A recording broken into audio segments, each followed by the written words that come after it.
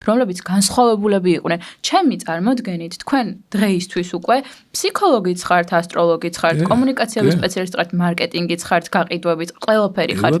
და ეს თქვენი გამლილი გზა მოკლედ, ვიცი რომ ძალიან რთულია, მაგრამ აი რაღაც თავისებურებებზე რომ მოგვიყვეთ, აი კონკრეტულად ამ მიმართულებებით, რა სირთულეები ახლავს, რა საინტერესო მომენტები ახლავს, იმიტომ რომ დარწმუნებული ვარ თქვენთან, როდესაც მოდის ადამიანი ანუ თქვენთან ჩემი აზრით, იმიტომ მოდიან ხოლმე ხშირ შემთხვევაში რაღაცა პრობლემის გადაწყვეტა სჭირდებათ, ხო? და როდესაც ადამიანს რაღაცა პრობლემის გადაწყვეტა სჭირდება, ძალიან ახლოს არის იმ კაუჭთან, რომელიც წეღან თქვენ ახსენეთ.